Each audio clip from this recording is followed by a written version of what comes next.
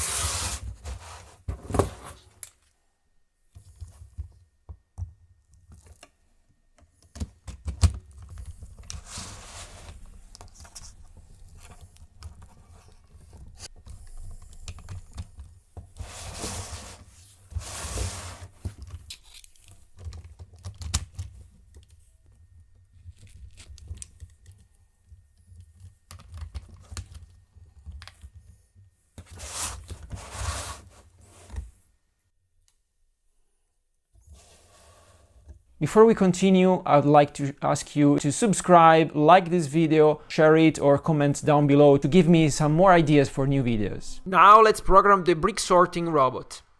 We open the Spike Prime app, we go to New Project, Word Blocks, Create. Let's zoom in. Let's set up the motor first. We have two motors, one to rotate the ramp and one to drop the bricks. Let's set up the motor that drops the bricks. It is on port C. So we set the motor to run at 20% speed. We go to the More Motor Extension palette and we set the acceleration to medium, port C. Next, we go back to the Motors palette and then we make the motor turn on the shortest path to position 0. At this point, we do the same, but for motor F, which is the motor that turns the ramp. So I right-click, duplicate, and here I change to port F, F, F. I set the speed of this motor to 10%, acceleration to medium, and then we move it to along the shortest path to position 0. This is an initialization sequence that we can move to a MyBlock. So we go to MyBlocks, we make a block, we type init, and we drag this sequence here. And at the beginning of the program, we will call this sequence once. Next, we want the robot to run forever. So from the control palette, we choose the forever loop. Well, at the beginning, we want the robot to stay still and wait until we see a color of a brick. In this case, since the ramp is quite close to the color sensor will see the color of the ramp itself. So we want to wait until the color sensor doesn't see the ramp, which is this light blue. So we need an operator, which is not, and the whole thing on port E. So the statement reads, wait until the color sensor connected to port E doesn't see the color of the ramp. That means we want to see a brick, which is a color different from this one. Now, we go to sound and we play a beep, but we want a high-pitched beep. Okay. Now, according to the color of the brick, we do the classification and we drop the brick in the correct bin. So we take an if, then block, and let's start with red. When the sensor attached on port E sees red, we want to move to the right bin, which is in this case is 90 degrees. So we run on the shortest path to 90 degrees.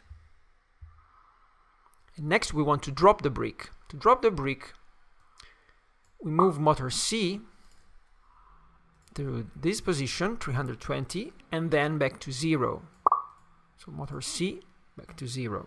So for each color, the only thing that will change is this number, which is the angular position of the motor, the angle to bring the ramp on top of the right bin. So let's move this sequence of 3 blocks, since we are going to use this every time for each color. Let's move this sequence into a MyBlock. We make a block that is called drop at position, and then we add an input, which will be the angle we want the motor F to rotate to. We save it, the definition hat block is created. We move this sequence here, and we replace this constant number with this input parameter. How cool is that? So now we just have to type 90.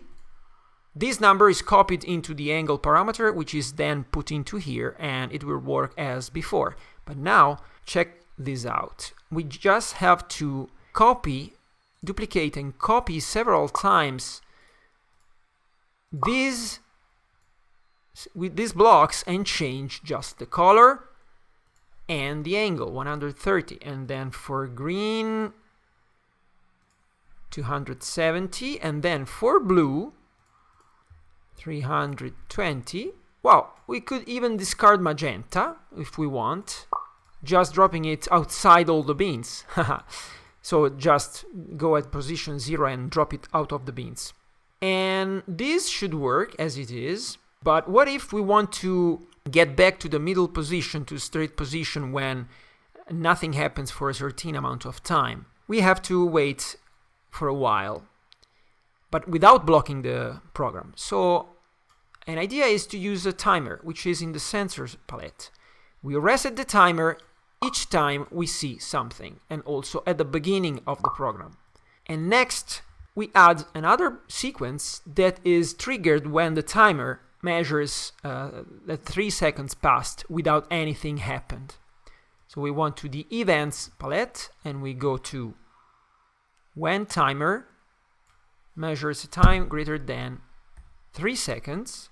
In that case, we want to check if the color seen by the sensor is none. Let's check if the ramp is empty. We duplicate this one. And if I'm seeing the ramp, let's take from the motors palette, we move the ramp on the shortest path to position 0. And that's it. That's the complete program for the brick sorter. Make sure you follow the step carefully, test it out, and in case it doesn't work, well, debug it and see if there's something to be tweaked. For example, you might have to change the angles here to see if it works better. And now let's try it.